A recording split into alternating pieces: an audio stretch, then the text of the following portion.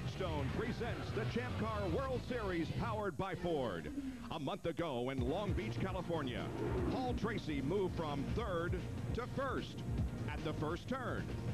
And although he didn't lead every lap, he did dominate round one of the Champ Car World Series and captured his 27th career victory.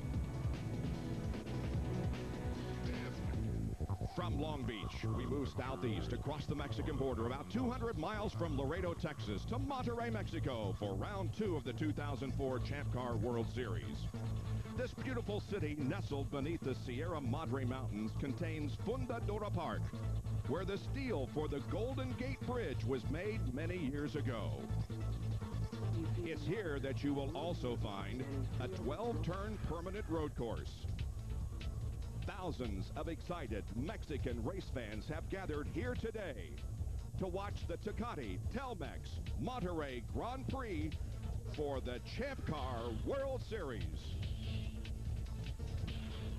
Hi everyone, I'm Bob Jenkins and welcome to a very sunny, hazy, hot and humid Monterrey, Mexico. It's the first of two races we will run south of the border this year. We'll also be in Mexico City in November. It's a 2.1-mile road course these drivers will be competing on today, and our Tommy Kendall has the Bridgestone keys to the race. Bob, when the starter waves the green flag and unleashes 14,000 Ford horsepower, it's like Sunday at the dog park. Plenty of room to roam, and they will use all of it. They'll be 5 wide on this front straightaway. But the fun ends when they get to turn 1. They've got to be down to single file, maybe 2 cars at tops before they get to turn 2. Never is the risk-reward profile more clearly framed than at the start. Jimmy Vasser at Long Beach, his race was over in 20 seconds when someone tangled in front of him. Paul Tracy, on the other hand, finger mashed on the push-to-pass button. He took advantage and won the Long Beach Grand Prix with his move at the start. Let's go to turns 3 and 4, where the next decision faces the drivers. Here at turns 3 and 4, the decision has to do with how much you want to risk your race car in the pursuit of speed. On top of these curbs, last year they had alligator's teeth, and like the name implies, they devoured race cars. The owners, trying to avoid the $250,000 repair bills, asked them to make a steeper but not as sharp curb on top, trying to keep the drivers off it. The problem is, if it's a 1/10 of a second faster to attack these curbs and one guy does it, everyone will start doing it. Will they stay off them today, or will some guy run the gauntlet? We'll see, Bob. 18 set to go, Tommy. Mario Dominguez rising to the challenge of trying to become the first Mexican to win a Champ Car race on home soil with a career-best second-place qualifying effort. On the second row, Justin Wilson, the highest-placed rookie, is anxious to prove himself after finding himself without a ride at the end of last year's Formula One season. In row 3, the defending series and race champion, Paul Tracy, finds himself for him in an uncharacteristically uncompetitive starting spot. Look for him to make moves right away. In row 4, an All-American row with 96 series champion in the Gulfstream Lola, hoping his race lasts longer than the 20 seconds it did in Long Beach. In row 5, Spain's Oriol Servia in the Yoke TV Lola, driving for the smaller Dale Coyne team, feels he has a shot to upset the status quo. In row 6, A.J. Allmendinger, America's most heralded rookie since Michael Andretti and Al Unser Jr. is learning the ropes at the same time as his rookie Rousport team. An all-Mexican 7th row with Michel Jourdain driving for Gigante, who finished second last year, hoping to turn around a difficult weekend. In row 8, keep your eye on Alex Tagliani and his Johnson Controls Lola, despondent after destroying his primary car yesterday, 4th quickest in this morning's warm-up. In the 9th row, 17-year-old Nelson Philippe driving the least planned car for Rocket Sports Racing. And the field moves toward the green flag, and they get it. They fan out 3 wide heading into turn number 1.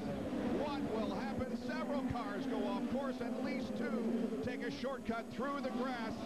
But nobody made contact, it appears, Tommy, and everybody keeps going. It looks like Justin Wilson fell back a little bit at the start. He and Paul Tracy bumped wheels through turn 2, but Bourdais got a good jump on everyone. Justin Wilson ahead of Dominguez.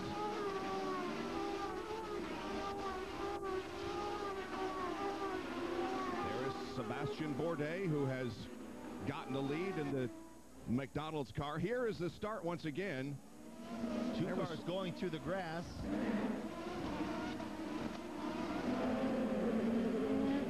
Rodolfo Levine in the Corona car. But fortunately, no contact in that. So Sebastian Bourdais has the lead. That is Dominguez running in second position. There's Justin Wilson running in the 4th spot as they come around to complete lap number 1. So Bruno Junqueira was able to get the better of Justin Wilson on the run to turn 1. But since then, Justin Wilson has been able to give himself a little breathing room to Paul Tracy. Sebastian Bourdais led 14 times for 254 laps en route to his Rookie of the Year honors last year, posting 3 victory and 5 pole positions, and so this is the 15th race that he has led. That's Dominguez, who is, you saw the dirt in the prior shot. Dominguez went off the outside of turn 1. And what a disappointment for the Mexican driver, qualifying in 2nd position. Career best effort for him. It's hard to overstate how big it is for the Mexicans racing on their home soil. And thus far, he has thrived under the pressure. Mexico City last year finished 2nd. Take a look at the onboard, getting into turn 1. A little bit too hot, carries too much speed off the outside. And Junqueira was right behind him, but again, no contact. Dominguez has only finished outside the top 10 5 times last year, and the last time he finished outside the top 10 was Mid-Ohio last year. But right now, things have gone wrong for him on the 2nd lap, spinning in turn number 1. Jan Vikas is in Dominguez pit. And what is surprising to me, Bob and Tommy, you mentioned about the pressure on the Mexican driver to win on home soil. But you know, for Mario Dominguez, it didn't seem to make him crack. He actually seemed to thrive on it. He said, the more pressure that I have, the more focused I become. But when it comes down to race time, you've got a packed house here wanting to see the first Mexican win here. He had a great shot at it. Maybe that focus somehow just eluded. Other pit reporter today is Rick Benjamin. We'll be checking in with him as the race goes along. So Mario now, Tommy with a bit of making up to do. No question about it. And this is a situation, that was the start of lap 2. The tire pressures and temperatures are not quite optimal. So he saw Sebastian Bourdais, who's been magic on cold tires, start to eke away and maybe just pushed it a little too hard too soon. You see him here trying to catch up to the pack. And this is where you start to see guys that are under a lot of pressure. Mistakes lead to more mistakes. So if his crew can get him quieted down, say, hey, listen, it's a long race. Obviously, the strategy is different now, but you can still get back in this one, Mario. He's a 3rd-year driver, really matured a lot last year. It'll be interesting to see how he deals with this setback. We have new rules in 2004, and the Bridgestone presents the Champ Car World Series powered by Ford. This push-to-pass system certainly worked for Paul Tracy at Long Beach. He hit it and moved to the lead in the 1st turn. Total of 60 seconds available during the race, and it gives you about 50 extra horsepower, and that is a lot when you need it. It is. You know, when the cars are as evenly matched as they are, and how the drivers use those seconds is up to a lot of debate strategy-wise with the engineers. How do you use this? I think the drivers have figured out a little bit of a loophole. If you use 59 seconds and have 1 second left in the tank, once it's activated, it will give you that 50 horsepower for the length of that whole straightaway. So how guys employ this, I think will evolve as the year goes along. We're on board with Jimmy Vasser, who is running in the 5th position, and the new point system awards 31 to the race winner, 1 point for leading a lap, 1 point for the fastest lap during the race, 1 point for most positions gained, and a point to the fastest driver in each qualifying session. We're now on board with Rodolfo Levine. Nice shot looking back to him. Yeah, really good shot. You'll see how busy these guys are. Talking about that point for fastest race lap, a lot of the drivers ended Long Beach with plenty of seconds in the tank. But now that there's a point for fastest race lap, which there hasn't been in the past, you might see guys using up their boost button at the end of the race, trying to dial in a lap for that 1 extra point. Back to racing as Sebastian Bourdais leads them down. Junqueira now running in 2nd. Justin Wilson is 3rd. 4th, that's Paul Tracy. Tracy has moved to 4th, and Jimmy Vasser in 5th position. Oriol Servia, nice performance in qualifying. He's got the 6th slot nailed down right now. And Jan Vikas has more on the defending series champion. You've talked about Paul Tracy up to 4th spot. He's been very unhappy with his car all weekend, so they decided to roll the dice. They changed springs, they changed shock absorbers, they changed the settings in the differential, which is how the power gets down to the rear wheels. They tried everything. Obviously, if he's up to 4th already, they picked the right setup. It certainly looks like it. You know, curious to me for a team that dominated the race here last year in Paul Tracy's team, same car, same track, to have that much trouble getting a handle on it. Sebastian Bourdais says, we came with our baseline setup from last year. We tried to improve on it. We couldn't. We made a little bit of a front wing change, but he's running the exact same setup as last year. A little puzzling why the Forsythe team could struggle like that. It's his 6th pole of his career, only in its 2nd season. Our pictures today are coming from TBS Tecate. They are the host broadcaster here in Mexico. So Bourdais, with just a couple of car lengths advantage on Bruno Junqueira, as 4 laps have now been completed out of 72 in the Tecate Telmex Monterrey Grand Prix.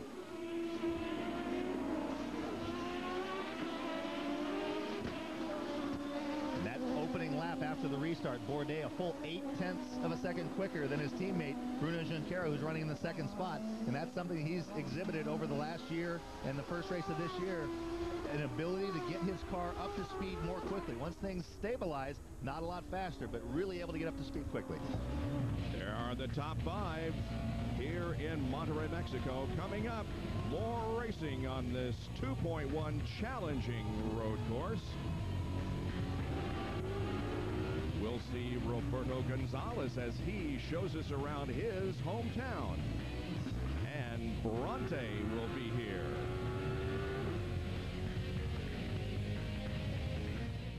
At Monterrey, Mexico, Sebastian Bourdais continues to be our leader. A pit stop by Haberfeld. He's back on track. We go down to our Rick Benjamin on pit lane.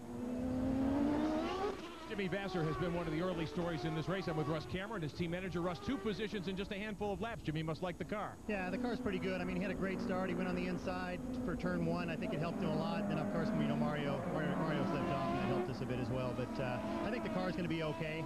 You know, we qualified pretty decent, but, you know, it's hot and slippery, and it's the same for everyone. But, you know, we could slide around a lot today. Long Beach, your race only went 1 turn. This is a big improvement. Yeah, for sure. It was really disappointing. You know, in 5 weeks of downtime, we're going to go racing. Mario, have a great run today. Thanks a lot. We're going back to green after a full course caution caused by Nelson Philippe sliding off course. So now we get the hammer down once again, and we're riding with Jimmy Vasser. Oh, there's a little accordion effect up ahead. Wow. You see Paul Tracy almost running in the back of Wilson. A little bit of gamesmanship goes on at this point where the leader sometimes does a little stop-start to try to give himself a bit of a jump, and if someone in the back's trying to anticipate that, can lead to problems. Now they come out of the corner, and the green flag waves. We are back to racing. Bourdais and Junqueira running 1-2. The Newman Haas team. Newman Haas has won 2 of the 3 Monterrey races. Cristiano D'Amato won it in 2001 and 2002. When we were on board, that visor cam, that eye-level shot mounted inside Jimmy Vasser's visor. You saw him flip the shield up, wipe with his eyes. It's so hot and humid. We don't have any airflow. The sweat tends to pool up inside the helmet, so you got to give it a little bit of a wipe. Once they get going, these helmets have cooling vents that suck some fresh air inside, but when you're behind the pace car, only going 50 miles an hour or so, it's really hard to keep that sweat out of the eyes. Behind Vasser is Servia, then Carpentier, Allmendinger, Marquez, Tagliani, Jourdain, and Gonzalez. Michel Jourdain Jr. with a disappointing qualifying performance. He started in 13th position and has been able to gain 2 spots since that time, but Michel Jourdain is not up to what he normally shows in a race, especially in his home country where the adrenaline is really flowing. Well, there's a good reason for that. Michel Jourdain, who really pushed Paul Tracy hard the middle part of last season, was a championship favorite coming into this season. His team at the last second bolted from this series, and he had to make the decision: do I stay with the team, do I stay in the series I love? Gigante and he got together. They had to go to the Rousport, a rookie operation, and so from second place here last year, a championship contender, all of a sudden he's qualifying back in the pack. So it's going to take some patience on Michel's side, but really disappointing to come to a home country race like this and not be a factor like he was last year. He did have 6 podiums last year in 2003 and holds the Champ Car record for most laps led in one race. 234 out of 250 last year at Milwaukee, where we will be for our next Champ Car event. Sebastian Bourdais continues to hold the lead. It's about a second and a quarter over his teammate Bruno Junqueira. There's Junqueira. Justin Wilson still running in third place, and now we jump on board here. Jimmy Vasser, he is running in fifth spot, about 4.5 seconds behind the leader. 8 laps out of 72 completed here in the Tecate Telmex Monterrey Grand Prix for the Champ Cars. The Champ Car World Series on Spike is being brought to you by Bridgestone Tires, passion for excellence, and by Ford Escape, 100% SUV. Bob Jenkins, Tommy Kendall, Rick Benjamin, Jan Vikas back at Monterrey, Mexico for the Champ Car World Series, and we're on board with Jimmy Vasser, who is running in 5th position. Now, we mentioned just before we went to break about how Bourdais had about a 1.5-second lead. That went down to 0.3 of a second when Bourdais got offline. However, he has been able to lengthen the advantage once again to about 1 second. And that's kind of a neat shot there of the shifter from Vasser. You'll get an idea of just how quickly these Champ Cars accelerate. Each gear is roughly 30 miles an hour, and in a straightaway, they barely have time to get the hand back on the wheel, and they're grabbing another gear. It's a sequential shifter where they just pull back on the handle to upshift, don't even lift off the throttle. There's a little sensor in the shifter that when as soon as they start to put some tension on it, there we have Tarso Marques off the outside of, can't tell what turn that is just yet. But as I was saying, the sequential shifter, there's a strain gauge in the shifter. This is coming down into turn 6. Marquez gets pushed off the outside. I think that was Ryan Hunter-Reay who was applying pressure to Marquez. One of 5 drivers to be competing here for the very first time. The others are Gonzalez, Wilson, Philippe, and Sparafico. So Marquez's car sits along the side of the road, and the full course caution is once again being called for here at Monterrey. Down to Rick Benjamin in Justin Wilson's pit. Wilson having a strong race so far in 3rd. That's right, Bob. The very engaging young British driver who spent last year in Formula One started the season with a bang for Eric Bachelard's MyJack Conquest team. Passed 5 cars at Long Beach. Started 11th, finished 6th. That was the best performance position improvement-wise in the first race of the season. He surprised everybody by qualifying 3rd here this weekend. Still runs 3rd at this point. Very confident, though. They've only had the Lola a short time. They've had 4 days of testing. They've come here and been very, very quick. And they will get him in a safer place. Doesn't look like he damaged the car. He just must have slid off course, huh? Yeah, I think he's probably okay. There wasn't, I don't think there was wheel-to-wheel contact. It looks like something might have happened coming off the hairpin, because 2 guys, Tagliani and Hunter-Reay, got around Marquez on that. Oh! Whoa! Oh, well, now he has damage. The way they do these tow ropes is they loop him through, and the driver has to hold on to it, and when he let go, it wrapped around the front end and tore the... I have never seen that happen. I haven't either. The suspension is broken, the front wing is broken, and the race is over for... I guess when it's not your day, it's not your day. No kidding. I have never, ever seen that happen. Wow. Take a look at it once again. He can't believe it. Watch him let go of the rope. It's wrapped around the rope. It goes through the roll bar, comes back around, wraps around. Oh, there's some slack here. And it runs over it. And it catches. Yeah. Before he lets go, it runs over it. Okay. Whole calf roping sort of thing. So the young man who is driving for Dale Coyne Racing this year will have another early out. He started 18th and finished 18th at Long Beach. Back to Monterrey, Mexico with Dale Coyne, Tarso Marques' owner. Dale, you had a great weekend. Both your cars qualified in the top 10. Afternoon's over. Yeah, no, he got together going, I think it was turn 7, and Hunter-Reay came up behind him and they touched, put him off in the grass. But on the restart, they went to hook him and tow him, and the truck was in too much of an angle, and so the rope, when it came off the roll bar, then it caught the suspension and ripped it. I've never seen a car crash by a tow truck, but here we go.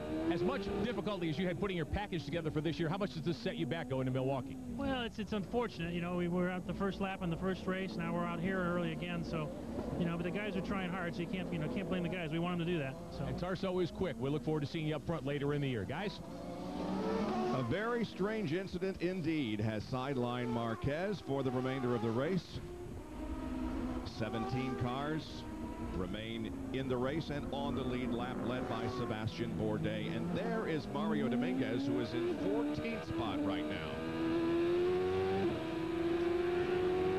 Before that last yellow, we intercepted some of the communication from Mario's team to his crew. They were giving him a real pep talk, saying, hey, this day is not over. At the same time, they told him they were going to stick with their fuel strategy, which had me kind of scratching my head up here. There's an opportunity now that they've gotten rid of the fuel windows. If you're back in the pack, the front guys wouldn't do it because it's too big a gamble, but you can gamble on getting a yellow at the right time. They ended up getting that yellow for Marquez, which they didn't know, but it would have put Dominguez very much back in the thick of this race. Going back green here in just a moment.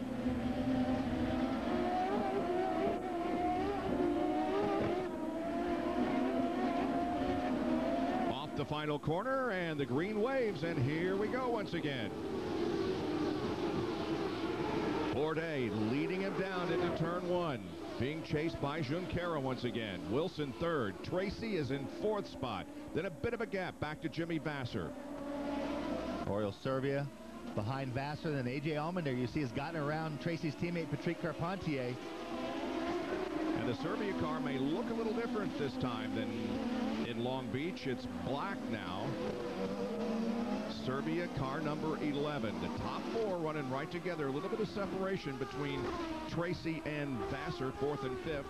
Jan Beekes has more on that strategy that Tommy's been talking about. Well, Tommy obviously mentioned about rolling the dice, taking a gamble. Now, it may not just be the back markers in about 2 laps. If we get to lap 17 or 18, you can stop and only have to make 1 more.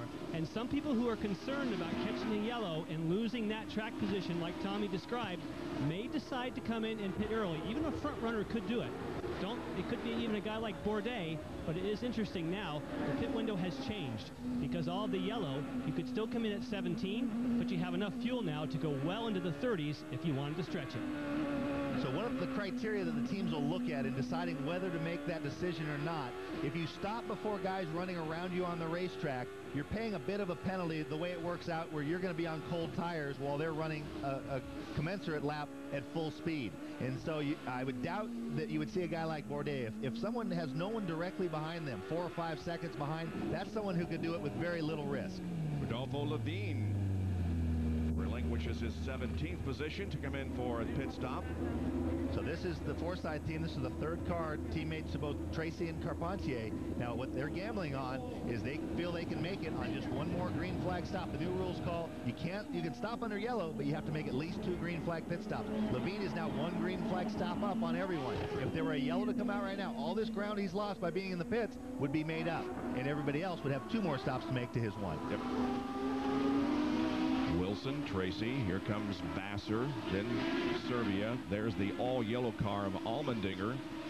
And Tagliani has also gotten around Patrick Carpentier. Yep. Coming from way back on the grid, Tagliani all the way from 15th without benefit of pit stops. So I said to keep your eye on that Tagliani car. They wrote the car off yesterday on one of the curbs, literally destroyed the front bulkhead. The car looked fine from the outside, but underneath, the tub, the chassis destroyed. Paul Gentilozzi, the owner, was not happy about it, and then Tagliani was even more frustrated because the car was just awful. He could hardly turn the steering wheel, and Dominguez is going to roll the dice. And now he comes in for his green flag stop. Here's Jan Beekes. And of course, it's a very similar strategy to what we saw for Levine. Again, the idea, like Tommy described, is this is just a roll of the dice if you were to get a timely yellow. Now, this does not have to be the world's fastest pit stop. They're basically just trying to get the sequence as they want it. And they want to get the car all the way full of fuel. It won't take the full load. In fact, at 9.6 seconds, that means you can tell at about 9 seconds they did fill the car up, because it takes about 3 gallons per second. That thing's nice and full. He's ready to go. Our crew cam, by the way, worn by Brian Fellows from Dominguez Herdez crew. Still Bourdais up front. Well, we know a lot about Mario Dominguez's life on the racetrack, but his life off the track, may be a bit of a mystery. With a little detective work of our own, that mystery is now case closed.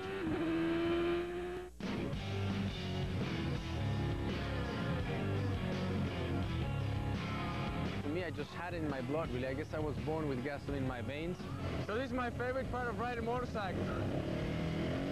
I think I'm just a regular guy. I like to be with my family. I like to be with my friends. This is just really nothing out of the ordinary. I'm a boring guy, but that's the way it is. My job and my passion is to race cars. That's what I love to do. That's what I've always dreamed of. What I'm most happy about is like when I came to Mexico and I had the podium finish last year, and all the people in Mexico were happy for me and they were all happy. It's nice to bring a country and your people satisfaction in that way. So that makes me very proud. This is the first, when I got the podium in Mexico City, when I finished third place, just me lifting the cup. And then Paul Tracy, he was so nice. He did a great gesture on me. He put me on the winner's spot on the podium. So it was so nice of Paul, and everybody in Mexico just was so excited with him for doing that. So thanks, Paul. I'm sure that if we do give it our best effort, we're going to come out with some good results this year. That can put us in a position to fight for the championship. Mario Dominguez! Always wear a helmet on the motorcycle.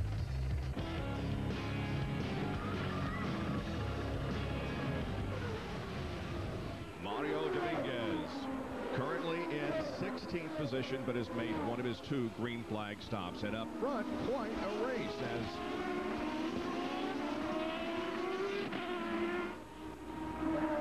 Sebastian Bourdais leads. Wilson under pressure from Paul Tracy. Paul Tracy's starting to close the gap. Those 2 leaders are starting to streak away.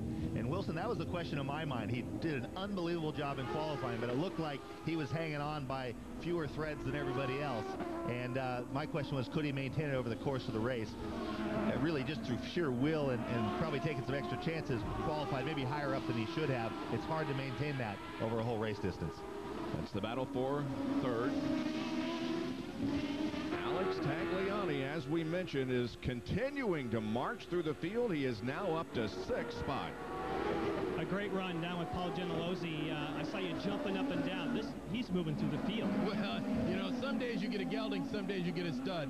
Today, Alex is the stud. We let him down in qualifying, made a car mistake. He's picked up the pieces, and we're going to make a good run of it. Where's he making up his time? Because some people say no place to pass here. Is he using all the push to pass time? No, he's only used 15 seconds of boost. He really just has a good car. We knew we had a second, third place car, and it's showing. Does this change your strategy now? Do you now not pit early and wait because now you're going to the front? We ain't stopping for nothing. Thanks, Paul. Tagliani had his worst start since California in 2002. Yellow as Nelson Philippe once again is off course. And you know who is smiling big time right now? All those cars, Mario Dominguez and Rodolfo Levine, are in big time good shape. Yep. That was a chain reaction. You saw Allmendinger get crossed up, Gonzalez, and then Haberfeld got into the back of Philippe while he was checking up for the cars in front of him. Looks like a little damage to the front end of Haberfeld's car also. So another full course caution here at Monterrey. This Nelson Philippe will get a tow from the track. What happened initially that got you off course that you needed the tow truck? I don't know. I think you guys saw better than me. I never seen something like that. I just lost my race in a stupid way. So this is not the way to finish a race. Now, it seemed as though there might have been some slack in the cable. Did it get you pulling, and then there was slack that hooked the wheel, or did it never get taut in the first place? No, the car was running, the engine was running already, and it came on the tires. I couldn't see well, and it just broke the front suspension, and it was over. So you got it refired. You were trying to get it clear so you could take off. Yeah, the normal thing. I don't know what they did, why the cord was there still, so I never seen something like that. It's ridiculous. All right, sorry, you're out. It's okay. There is a replay of it, and I agree. I've just never seen anything like that. Yeah, I'll tell you what, he could have, when the wheel gets jerked out of your hand like that, if your thumb is caught in there, you can... Yeah, that's right. In an accident, you pull your thumbs out, but you're not expecting that there. Yep. 22 laps so far. And here are the drivers who have won in Mexico. Tracy, the defending champion here after Cristiano Damata took the first two. And then in Mexico City, where we will go in November, Tracy is again the winner from last year. Kenny Breck won in 2002. And Rick Mears won in Mexico City when the series visited in 80 and 81. Rick Benjamin. Well, guys, as we've documented Alex Tagliani moving up through the field from his rear starting spot, he has used more than half of his 60 seconds of push-to-pass time. Most of the other front runners have only used 5 seconds or so. Bruno Junqueira hasn't touched his button yet as we go green. Well, the green is out, and Bourdais got a big jump on everybody else, including Junqueira. There's the separation between first and second. I'm not sure what happened there. I think he caught those guys, Bruno, maybe asleep at the switch. Yeah. But I'm going to let you guys in on a little secret. That sequence of stops and so forth, the crowd here does not know it yet, but Mario Dominguez is poised, when everything shakes out, to maybe win this race. When the crowd finds out here, they are going to go berserk. Tracy just all over Wilson. And Tagliani tried to pass Vassar. Coming from way back up over those are the same types of curbs, those alligator teeth that destroyed his tub on Saturday morning. The mistake that Paul Gentilozzi said they made on his car, there was a mistake on the camber setting, and he had 15 degrees of camber, which is about double what you would ever run, which he literally could not turn the steering wheel. And he kept saying, guys, I can't turn the steering wheel. And so after destroying the car was horrible. He was just in the dumps. They found that mistake on the caster setting. All of a sudden, the car was transformed, and you're seeing what he's doing. I haven't seen a guy come through a field like this, passing cars on track in a long time. Looking back on Tagliani from Jimmy Vassar's perspective. And again, Paul Tracy is just all over Justin Wilson. And this young rookie, running third ahead of the veteran, is handling it quite well. There's the 11 car of Serbia. And Allmendinger also makes a stop.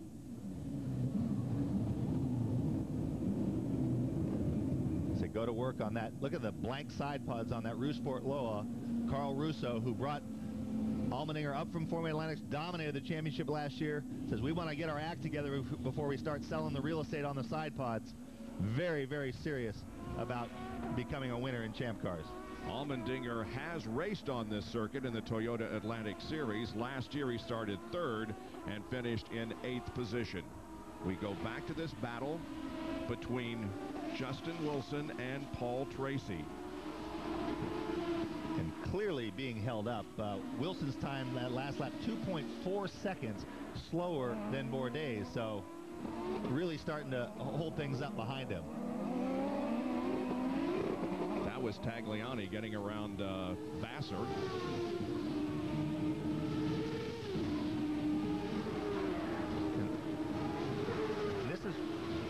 This is where the Forsythe team has to make a decision for Paul Tracy. Now, one thing Paul can be doing is actually saving some fuel. So at this point, they'll probably try to make sure they go at least a lap or two longer than Forsythe as Jourdain comes to the pits. Michel Jourdain in 12th position in the Gigante-sponsored car comes in for a green flag pit stop.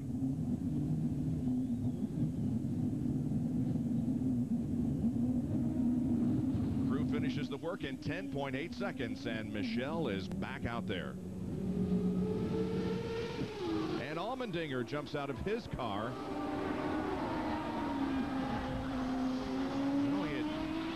We saw him in the pits a few minutes ago. He obviously had exited pit lane, or almost did, and then something happened. Right now, this is a yellow only in that particular portion of the racetrack, not an overall, but obviously a problem. In the turn 8 area. Let's go down to Jan Bikas. Our leader is on pit road. Team is set up for him. This is a heads-up call by the Newman Haas team. It was a last-minute decision. Obviously, they're going to keep the cards played close to the vest.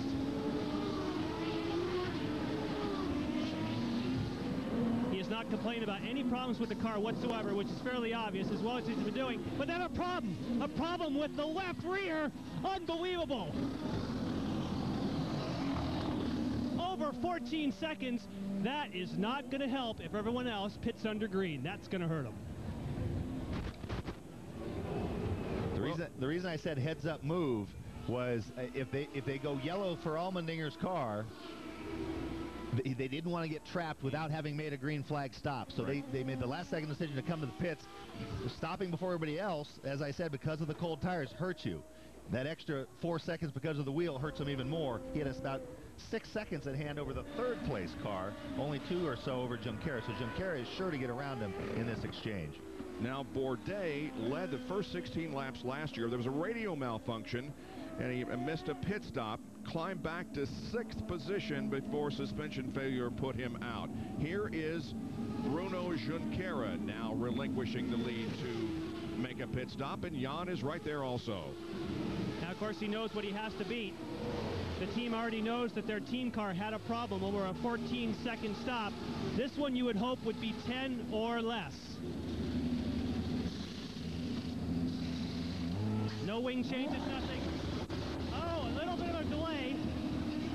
That was 10.9, and that was just because they couldn't get the fuel probe out quick enough. Otherwise, that would have been under 10. And look who is in the lead of the race. Alex Tagliani. Will get a point for leading a lap. That means Tagliani got around Tracy and Wilson. Unfortunately, the pictures from TVS Tech are focusing primarily on the Mexican drivers, so we don't have a whole lot of control over that. But Tagliani, unbelievable. And you heard Paul Gentilozzi say, we're going to leave him out there as long as we can. Now that guys have started to pit early, it's kind of like a ticking time bomb for Tagliani. If a yellow comes out now, it really hurts him. If it stays out, he is in exceptional shape. If it stays green, I should say. Joins Tracy and Jourdain with a pair of top 5 finishes here. And Jimmy Vasser is on pit lane, where Rick Benjamin is. Jimmy Vasser, former champion of this series, slides to a stop. Air jacks come down, 4 new Bridgestones going on. Vasser sitting in 5th position, hoping to capitalize on this exchange of pit stop. No changes to the race car. Vasser down and away in 9.9 seconds. A very good stop for the PKV team.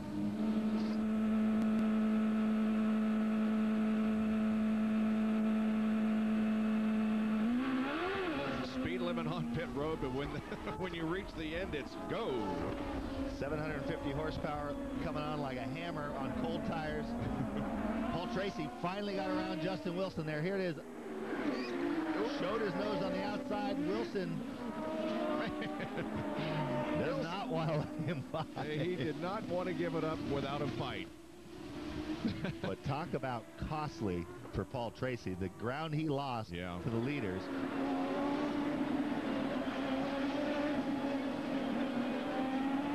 Showing some patience that he was not known for, I shouldn't just say earlier in his career, up until about last year. Patience was not in his vocabulary.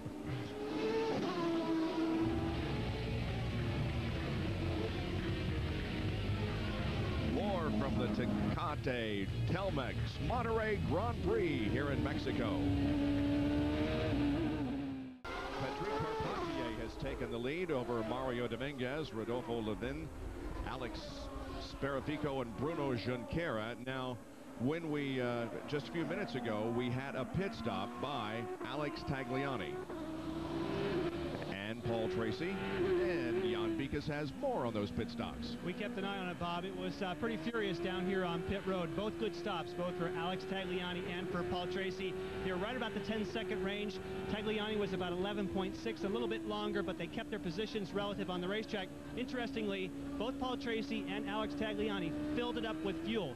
Very few people are going for that short fill, that fast stop to try and gain track position. I think they're saving that one for the end.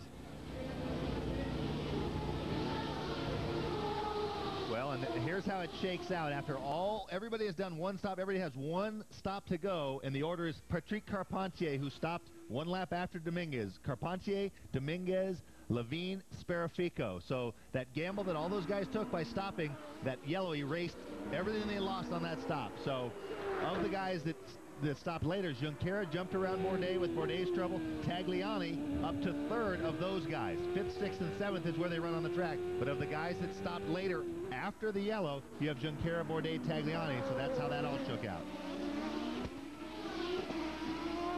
One of the most important strategies in racing is, of course, the pit stop. We have seen just about everybody make one, but not everybody knows what each crew member does. So we decided to dissect a pit stop and give you a front row seat in the pit area. It's often the human element that makes the difference in a race. The efficiency of a pit crew can determine the likelihood of a podium finish. 6 members of the pit crew are allowed over the wall. The jackman connects the air hose to feed the 3 pneumatic jacks integrated into the Champ Car chassis. These jacks lift the body and allow for a rapid change of tires. The fuel man wears a 3-layer fire suit for protection. He fits the fuel nozzle into the fuel tank opening and loads the volatile mixture right behind the driver's head. The outside front tire changer is usually the crew chief. He guides a driver into the team pit area. When his tire is changed, he clears the gun over the wall, then signals the driver to leave the pit. The outside rear tire changer sprints around the rear of the car and changes his tire. When he's done, he helps push the car back onto the track. The inside front tire changer does not have to run around the car, allowing him to change the tire in 6 to 8 seconds. Like the inside front tire changer, the rear man is in position 1 lap before the pit stop. When his tire change is complete, he helps push the Champ Car as well. There are several pit crew members who work from behind the wall, passing tires and equipment. One of the most important of these is the lollipop man. This crew member lowers the lollipop stop sign over the wall so the driver knows where to bring the car to a full stop. And that's the anatomy of a pit stop. One other element, Bob Jenkins, of a pit stop, racing to the speed limit sign. You're looking at the entrance to pit road here. There's a couple of 100 yards where these drivers will stay as close to speed as they can. They have to be down to 50 miles an hour by the time they reach the stripe. But the race to the stripe can win or lose you a lot of ground. Indeed, Patrick Carpentier and Mario Dominguez now are in a battle for the lead. There they are, separated by just a couple of car lengths. Dominguez in second, and Rodolfo Levine is being shown in 3rd position at the moment. Carpentier led 5 laps here in 2002. Advanced 10 spots during that race. Started 17th and finished in 7th position. That was in 2002. Last year, he started 15th and finished in 8th position. Drivers on display here this afternoon in their home country and doing very, very well. To try to give you a kind of idea of the passion of the Mexican fans, when Dominguez finished 2nd at Mexico City, during the podium ceremony, some of the fans in the stand were firing their pistols in the air in celebration. The Americans had never seen anything like it. All right, 34 laps have been completed. We talked a lot about pit stops. Well, take a look here from 3 different angles about how this goes, including the cam being worn by Brian Fellows on the Mario Dominguez Herdez crew. We are just past the halfway mark in the Tecate Telmex Monterrey Grand Prix, and it is warm here in Monterrey, Mexico. Even the pit crew members have their fans down on pit lane to get a little fresh air now and then. This is Rodolfo Levine, and he is running in 3rd position, just having a great race. Right behind him is Bruno Junqueira running 4th, and then Sebastian Bourdais, the pole sitter, running in 5th spot. So far, we have had 4 leaders and 3 lead changes. Bourdais has led the most laps, 25. There right now is the leader, Patrick Carpentier, chased by Dominguez. With Tom Brown. Tom, we were joking earlier about get your guy in to take advantage of that yellow. Now it's worked for you. You're in a position now to win, I take it. Yes, we made a little mistake at the start. We didn't want it, so we just had to play the strategy. You won't believe it, but at the start it was supposed to be conservative. Now it's not. It's hell for leather. We're fine. We don't want a yellow. If we don't have any more yellows, it's open. Green stops all the way. on your last pit stop, do you have to take more fuel therefore, but there's enough of a gap on the racetrack to make up for that? Yeah, sure. We went for full fuel. We just want as much fuel to give us a bigger window as possible. All right, are you guys pretty confident? I got my fingers and toes crossed, yeah. Thanks. Thank you, Tom. That's about all you can do at this point and wait for the laps to clip off. Now, it jumbles things up, and it makes for to upset the order of things. The purist in me hates to see Junqueira and Bourdais, who run a flawless race but just guessed wrong on those gambles, now are 18 seconds behind the lead. But without fuel windows, this is the kind of thing that happens. So what Tom Brown was saying, the question to watch between the two front guys, you got Patrick Carpentier in the Forsyth car and Mario in the Herdez car. If Mario can run a few laps longer than Patrick, expect him to leapfrog Patrick. So these guys have to really watch each other, because whoever runs longer will have that faster lap on hot tires versus the other guy's cold lap coming out of the pit. So that's the thing to watch up front. If you get a yellow now, it'll bunch up that gap back to these original leaders. They're 18 seconds behind the lead right now. They would all of a sudden be right back on the back of those two, and it's a whole new race. So there's a bunch of different scenarios. I understand it's confusing to try to keep up. We'll try to keep making it a little more clear as we go along. A huge crowd on hand here in Monterrey, Mexico for the Bridgestone presents the Champ Car World Series powered by Ford.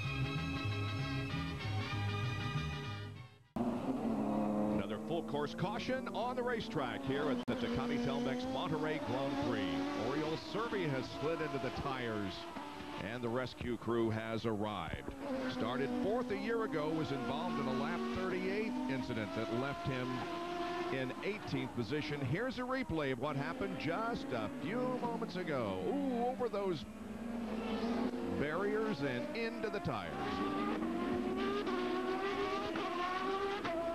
And in 2003 here at Monterrey, almost the Xerox copy. Exactly the same.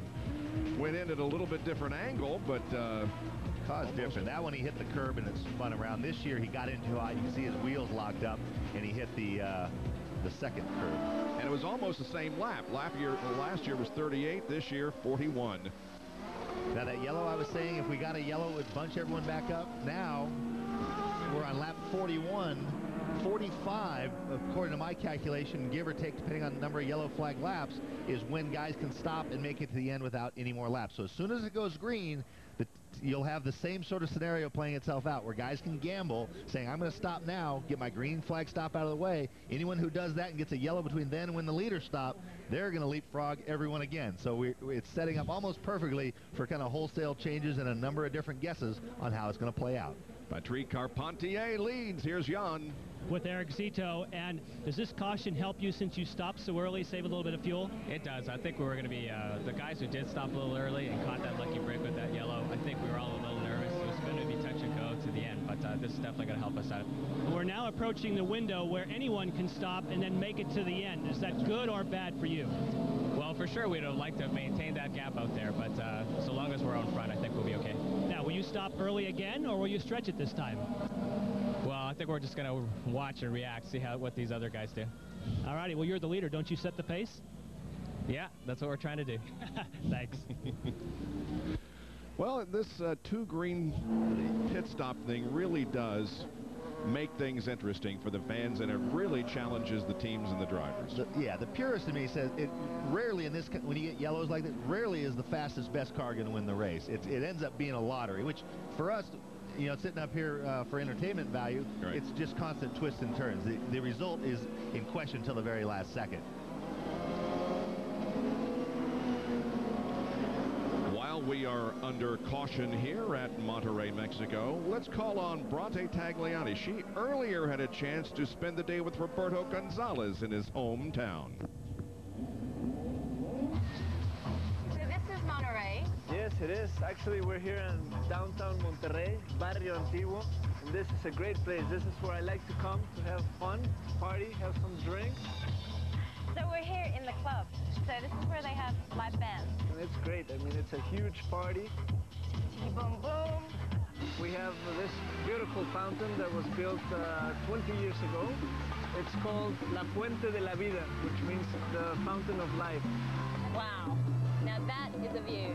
This This is like the icon of Monterrey. This is El Cerro de la Silla. You have this in everything in Monterrey. Even the car plates have the drawing of the mountain. Cerro de la Silla means the horse saddle mountain. So I'm like starving, totally. Where can we eat? I know this great place, but don't tell the rest of the drivers. Okay. Well, let's go eat. Let's go eat. Hey, what are you doing here? We've been waiting for you forever. I thought nobody knew about this place. I've known about this place since I was a little kid. You're not even from Mexico. Hey. Speaking of Mexico, how do you like it, Ryan? I love Mexico. Yeah? It's great to be in Mexico. How about a tequila? Have that one. Let's have one. Sure. Do you like tequila, Bronte? Not really, but... Okay, here's to the Monterrey Grand Prix. Salud. Salud. Salud. Salud. Viva Mexico. Viva Mexico. Beautiful area, and the best finish in Mexico by a Mexican driver was Michel Jourdain Jr., who was second here at Monterrey last year. Dominguez had a third at the 2003 Mexico City race. Gonzalez 10th in the 2003 Mexico race, and Rodolfo Levine 15th here last year. Rick Benjamin, is it warm down there? Hey, Bob Jenkins, it's a warm summer day here in Monterrey, Mexico. We were told by the Bridgestone tire engineers that the track temperature right before the green, 128 degrees. But there's been some cloud cover the last several minutes. The ambient temperature now down to 93. Track temperature a few moments ago, just 108. So that may save tire wear for these teams. Although we heard on the radio a little bit ago, Ryan Hunter-Reay has told his team it's excruciatingly warm in the 4-car. Tommy and I are in our shirt sleeves up here in the air conditioning. No. Is your pit suit there a little warm? It's I'm working on my tan. Vacation's coming along soon. The cool drinks that were being served down there are just wonderful, by the way. Thank you. And our shrimp up here are just delicious. Glad you got the tray. We ordered it up for you especially this morning. Thank you. I'll tell you what, it's only fair. You guys get down to be down there on the grid. The grid girls here in Monterrey are every team's got like 8 girls. So I was just chomping at the bit, but it's paying off now. Got the AC blasting. An extra slow look at them bunch up. Carpentier, they're not supposed to do that sort of stop, start, go. Carpentier will lead him around. Going to get a jump on the field, it looks like, once again. Separated himself from Dominguez by a few car lengths as off the corner they come, and the green is out once again on lap number 45. That's basically what you call a brake check. The stewards tell them where they're allowed to accelerate, but they're not supposed to stop right before they do the acceleration like that. When you're the leader, you want to carve out a little bit of an advantage for yourself, but and it's worked. So if he gets away with it, more power to him. Carpentier, 4th in the point standings coming into this event, has now led 14 laps. Bourdais continues to be the lap leader, a point available. And you saw Tagliani. Levine in the Corona car getting off, coming off right where the cleanup for Servia's car was, and Tagliani was able to get around. Really important move for him to clear the slower car of Levine. Wilson comes down the inside of his teammate Sparafico in the MyJack Conquest team cars. Those orange and red cars that you saw coming down into turn 7.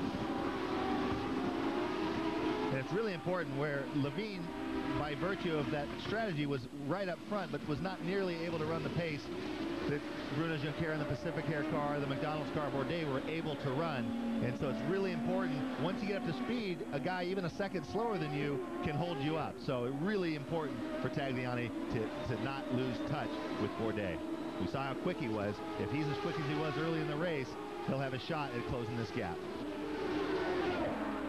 About a 1.7-second advantage that Carpentier enjoys over Dominguez, and Levine is in the pits. Hey, Levine's going to do the same thing. I say it worked for me before. He knows he doesn't have the pace to run with these guys. They're going to take the gamble. He'll stop. Now every lap between now and Jan, tell us about the pit stop.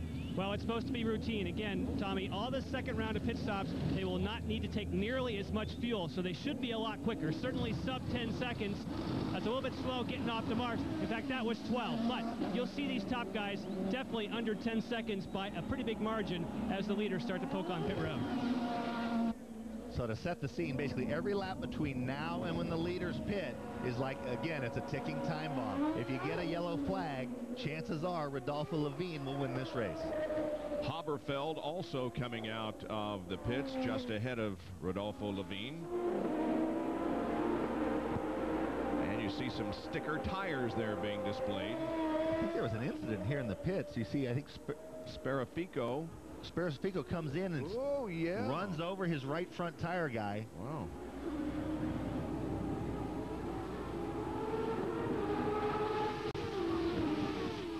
Looks like he's okay. Yeah, and there was no room between the wall and the tire for him to position himself, so kind of a messed up pit stop there by Sparaffico. But everybody appears to be up and okay. Does not do much for morale. That's for sure.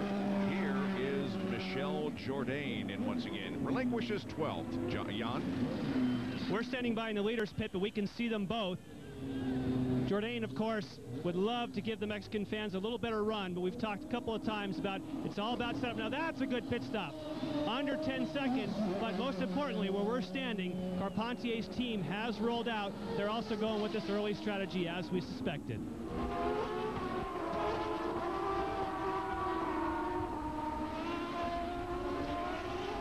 Carpentier, Dominguez, Junqueira, and Bourdais are your top four, and here they come to complete lap 47.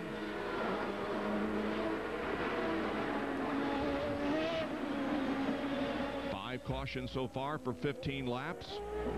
Average speed of the race is a little over 82 miles an hour because of the 5 caution periods. And now Carpentier comes in. Down to Jan. Wow. This is where the guys really have to work hard on these second round of pit stops because they don't need all the fuel. The tire changers are really what dictate how fast you get in and out of here. A little bit slow up on the air jacks, but shouldn't hurt them too bad. Al, they do have to wait for the fuel. I'm surprised. I guess that's because he stopped earlier than anyone else. At 11.2 seconds, I am surprised they need that much fuel. They shouldn't need that much to get to the end.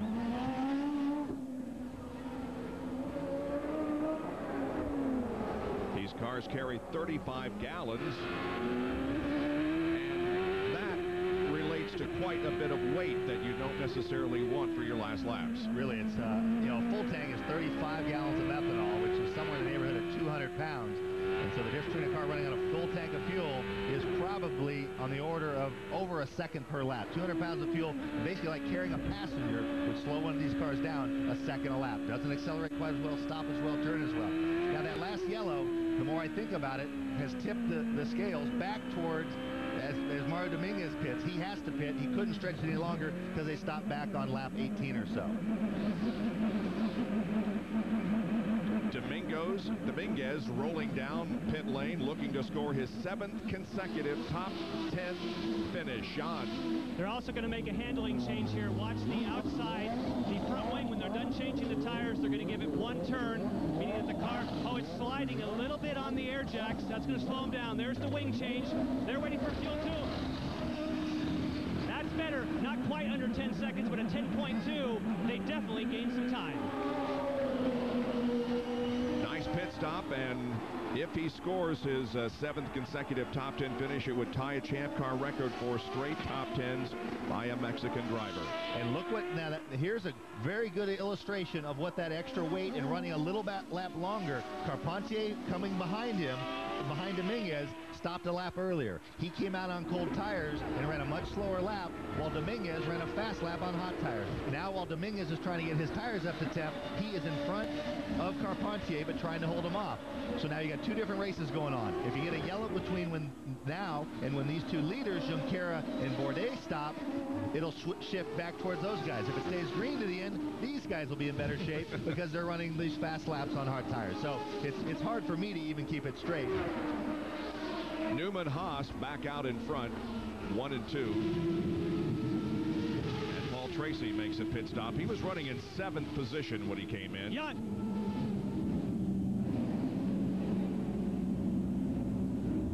And Jan has made his way to the pit. And of course, the Forsythe boys are known for making fast pit stops, and Paul Tracy loves to roll the dice. They're going with sticker tires, brand new. Oh yeah! That's what we're talking. Nice second pit stop. That's what you need to get out of here in and fast. That was good.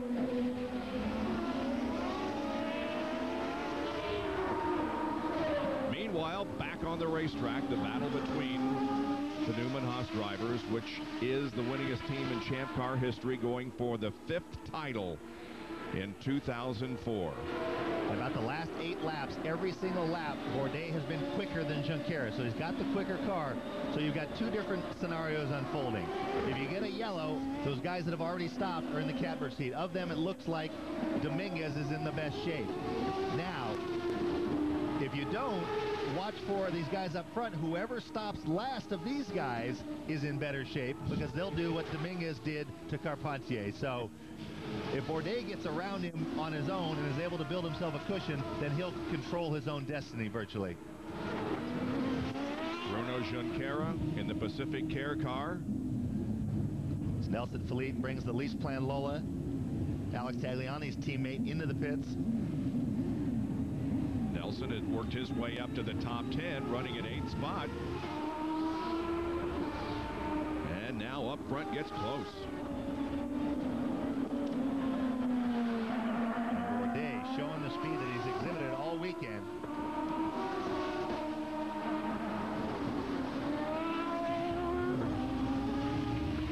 Laps completed out of the 72 that will make up the Tecate Telmex Monterrey Grand Prix in Mexico.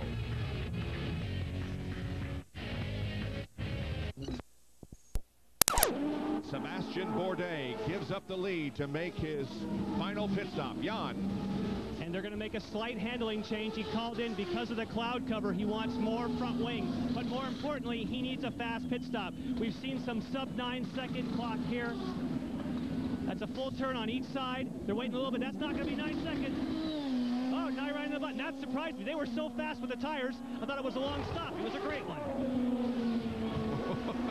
That turbocharger kicks in. It goes. And that, I think, won Bourdais this race. Yep. Earlier, Junqueira pitted ahead of Bourdais. Here's Rick Benjamin with a summary of that. Very quick stop for Bruno Junqueira. Load of fuel. Didn't need a full load with 20 laps to go. 4 sticker tires. No changes to the handling. But he comes off pit road in 6th spot, Bob. Okay, and Tags is the last to stop. So if Tag can get in and out and get his tires up to temp before Bourdais, he'll be in the catbird seat. So watch pit exit to see where Sebastian Bourdais is. And Tag's going to stay out for another lap to try to put some more time on those hot tires, light fuel load. What a seesaw up and down race and weekend for Alex Tagliani. Tagliani completes the 54th lap. He has last pitted on lap number 30, so he has 24 laps on since his last pit stop and will be in undoubtedly next time.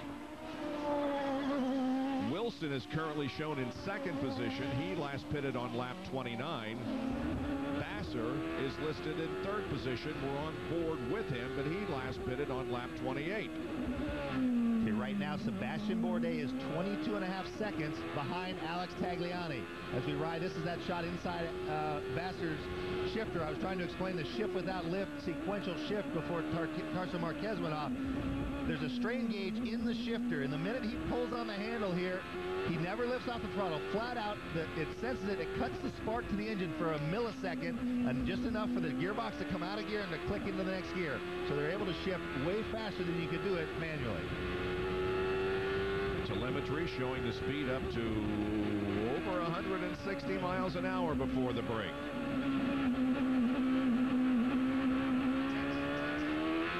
Vassar currently running in 3rd position.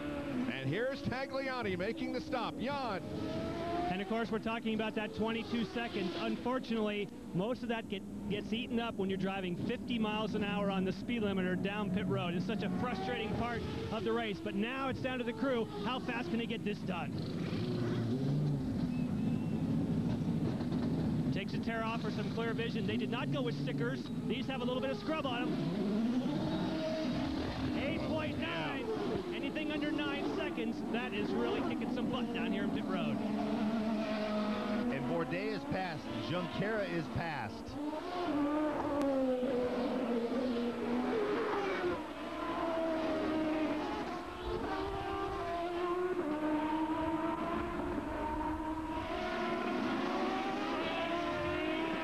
Justin Wilson takes over the lead.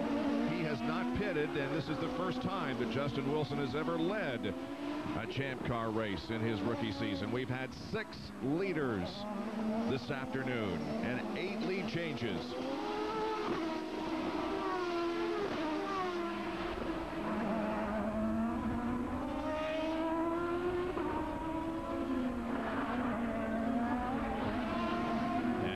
Makes his pit stop on lap number 55. Here's Rick. Quick tear-off thrown away by the leader, Justin Wilson. Some scuffs going on this car for the final 18 or so laps of this race. Light load of fuel, air hoses away.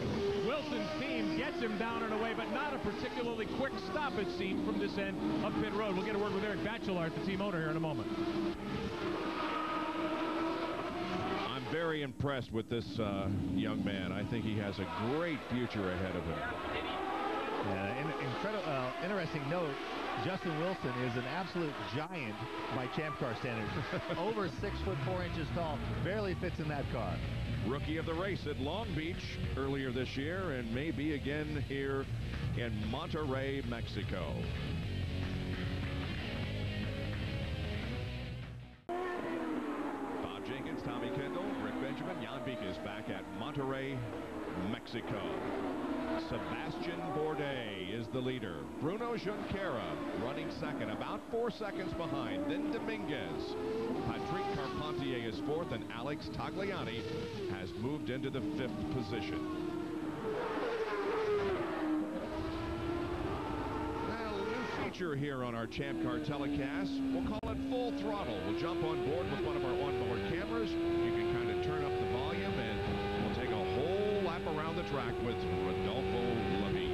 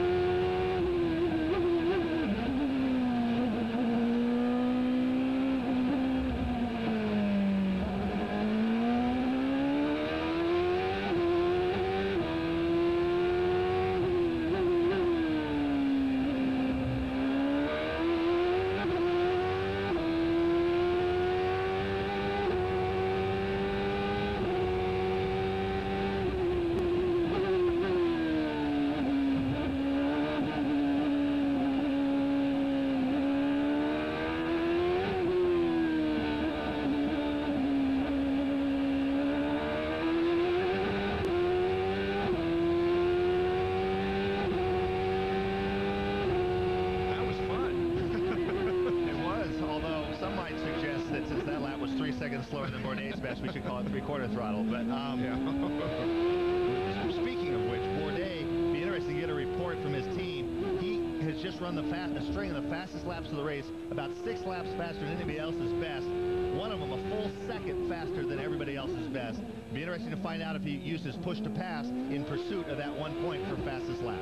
Fastest lap of the race so far, 57th lap, 1 minute 15.02 seconds. Jan? Well, let's find out. The guys in the booth are talking about those fast laps out there. Is he using the push to pass to try and get the fastest lap? No, actually, we've only used it, I think, on the start, and that's it. We've actually told him to please kind of slow down. We burnt the rears off the car in warm-up this morning. The car was pretty bad, actually, this morning, so I'm a little concerned. We just need to make sure we take care of the tires. We have fastest lap by like 0.8 of a second. I think that's enough. I'm amazed by the pace. If you think last year the track record was 74.9 and he just did a 75.0 in the race, that's pretty out of control. So we've asked him to try and slow down a little, actually. Well, what was his reaction to that? To slowing down? He didn't say anything, but he is going a little slower. So hopefully, I mean, he was as concerned as I was this morning, so he knows what the situation is. It looks fairly well in hand. With that early yellow, it looked pretty bad. It looked like we We were going to kind of be 7th or 8th with what looked like the best car, but then a future yellow saved us again. So it flip-flopped, and, well, here we are. Well, while you were talking to me, he put a couple wheels off the track, so you better keep an eye on your boy. Tell him to slow down a bit more. All right, we'll do that. Thank you. Not easy, I am sure, for a race driver to do when he is told to slow down. He has 4 of the top 5 fastest laps at this point.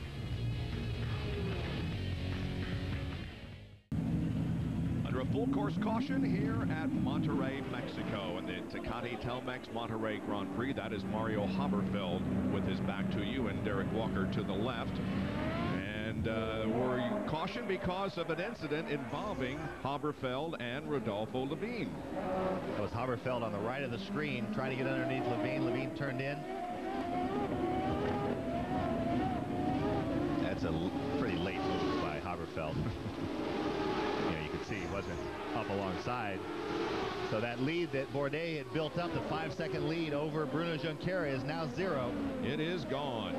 Big scrap for 4th through about 10th to give the lapped car going slowly on the inside. That's Oriol Servia. He had almost stopped there in the first corner. Lapped car is actually 11 laps off the pace because of the time spent repairing the damage from his off. Really shouldn't have been at the front of the grid there for that restart, probably. It's Bourdais, Junqueira, Dominguez, Carpentier, Tagliani, Wilson. Then comes Tracy. There's Tracy, Vassar, Jourdain, and Hunter Ray, your top 10.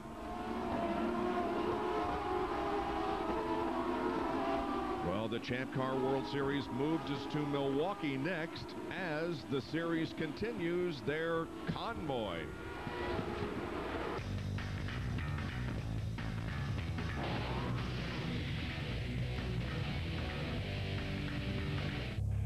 It takes a lot of effort to move just one team from point to point. Well, think about an entire racing series that moves across international borders. Completing that difficult mission is the job of Billy Camphausen, director of Champ Car Logistics, who has to ensure that 65 transporters carrying every item needed for this weekend's race arrive safely in Monterrey. Starting a week ago, Billy utilized the services of NAFTA brokers and the Mexican Federal Police to guarantee a hassle-free crossing into Mexico. But the big question on everyone's mind is what happens if somebody has a mechanical problem on the way across the desolate landscape, and who would come to the rescue? Luckily, Bridgestone of Mexico is on hand to tackle any issue that might come up along the way. We have requested the support from our dealers in the north of the country.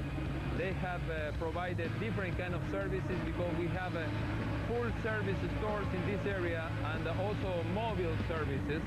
In other words, they have accompanied the group crossing the border to Monterrey City. Well, delightful weekend in Monterrey, Mexico for all of us, and a very interesting race here. There's Dominguez running in 3rd spot. Carpentier's behind him. That was actually Hunter Ray, Dominguez's teammate, a little further back.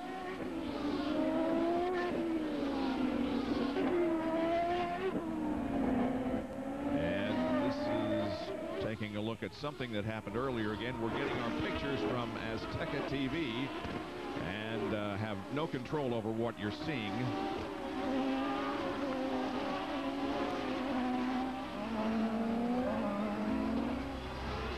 Well, the natural order is restored. You have the McDonald's car, the fastest car all weekend, out front, pulling away from Bruno Junqueira, his team car in the Pacific Air Newman Haas Lola. Mario Dominguez recovering from that disastrous, what appeared to be disastrous off on lap 2, up into 3rd place. All things considered, he's got to be pretty happy with that.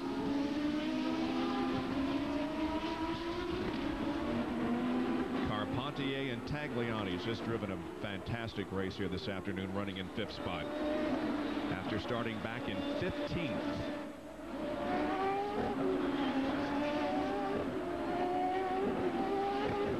His crew told him to slow down a little bit as we jump on board with Dominguez. His crew told him to slow down a little bit, and Sebastian has.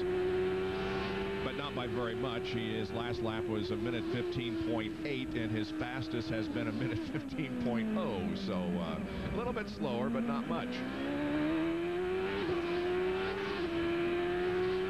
Another podium finish for a Mexican on home soil. If Mario Dominguez can hold on to this third spot. And that second place in Mexico City, he'd won some races. He won a kind of a fluke race in Surfers Paradise, won a legit race in Miami right before coming here. The second place in Mexico City put him on the map as a major sportsman in the city of Mexico. Adrian Fernandez kind of paved the way for the Mexican drivers. Jourdain won races last year, finished second in Monterrey, and they're producing, at least in numbers, the biggest number of top flight Champ Car drivers at this point, due in large part because of the fanatical support and interest down here in Mexico that supports them financially and so forth, allows them to develop their skills. It's a really effective ladder system, the likes of which they've tried to recreate for American drivers in the States. Mario had a podium at Mexico City last year and will, it would appear, score his 7th consecutive top 10 finish.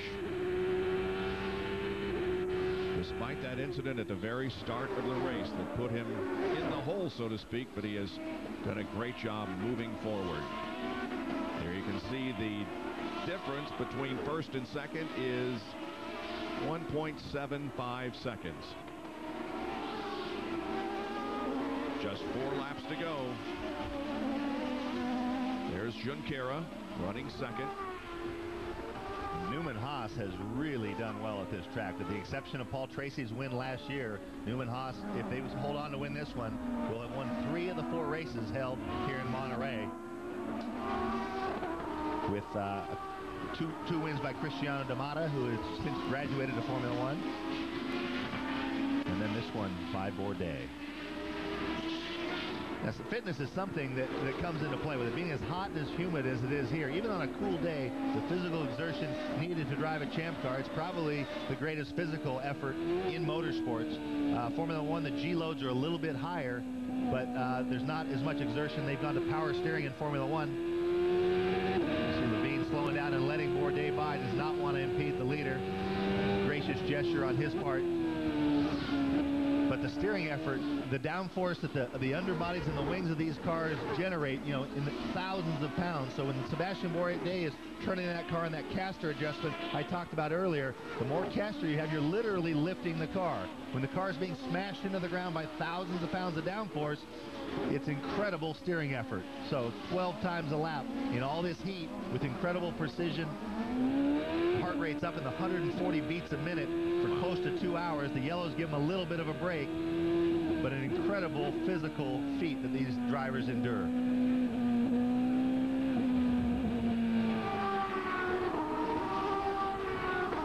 And the argument about our drivers athletes, I tend to not get in those arguments in terms of what they do is not physically, it's not as much of a ballet as what Michael Jordan does with a basketball. But to compete in a very high stakes environment when you're dead tired and have to do it to 99.9 percentile accuracy is where the real fitness comes in. And you've also got to take into consideration the mental aspect of this sport too. I mean, you've got to pay attention to what you're doing, and you've got to think about what's going to happen 2 seconds from now every moment. Well, in all the different scenarios, the thing I like to say, it'd be like if you want to make the analogy, it'd be like Michael Jordan running around. When he misses a shot, he gets rung in the head with a hammer. Yeah, right. Because the stakes in the environment under which they're making these decisions is what separates it from every other sport. Yep. Well, the lead continues to grow here in the closing stages as we are now just 2 laps from the finish of this race, as Sebastian in the McDonald's Lola has a 2.1 second advantage over his Newman Haas teammate Bruno Junqueira in the Pacific Care sponsored car. Dominguez, Carpentier, and Tagliani are your top 5. And the driver who's going to walk off with the point for gaining the most positions is going to be Alex Tagliani. Started in 15th spot and is up to 5th. And Bourdais showed this from the minute he set foot in this series. He came from Europe, unknown in this country, but highly regarded over in Formula Car circles in Europe. Won the Formula 3000 championship, which is the stepping stone to Formula One. Couldn't make anything happen over there. Came here, and from the moment he set foot in America, poles in his first 2 Champ Car races, when things are clicking, nobody can beat Sebastian Bourdais. Yep. When he's off, he appeared fairly ordinary, but it stands to reason, second year in the series, he's going to be better and better. His learning curve is steeper than, for example, Paul Tracy. And this is what it's like when Sebastian Bourdais and that McDonald's Lola are hooked up. And speaking of Tracy, he has not been a factor today, really. He's currently running in 7th position as Paul Newman looks on. Tracy running in 7th position and has not led today. The 6 leaders have been Bourdais, who has will have led 43 laps. Carpentier 16, Tagliani 6, Junqueira 5, Dominguez 1, and Wilson 1 lap. 6 leaders, 9 lead changes during the 72-lap event. I think the big loser on those pit shuffles were Justin Wilson and Paul Tracy. They were running 3rd and 4th before those leapfrogs started happening.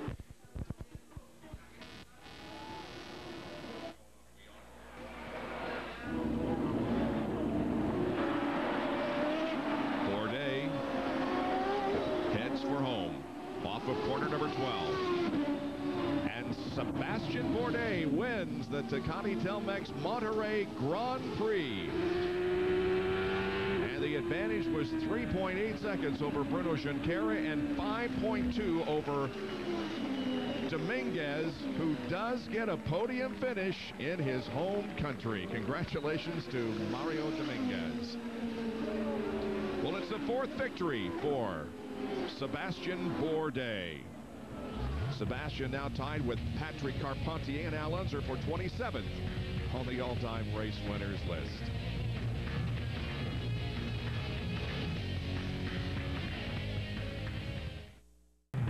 The Champ Car World Series on Spike has been brought to you by Bridgestone Tires, passion for excellence, and by Ford Escape 100% SUV.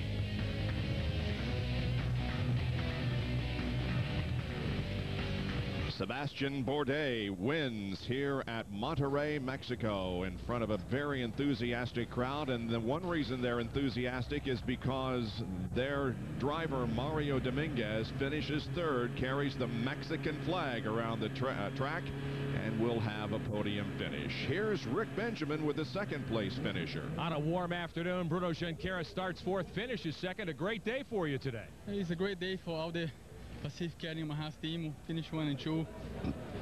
Big fight with Sebastian. Pretty happy with the result that the team did. And let's keep going. I think Sebastian is maybe one of the best drivers in the world. He drove a very good race. And on the pits, I passed him and he passed on the 2nd time, but very close race. He was fast all weekend. Did you think you had anything for him there the last 10 or 15 laps? I think I was very close of him. But to be true, I was at the same lap time than him, maybe a 10 slower. I didn't want to take the risk and guarantee the 2nd place.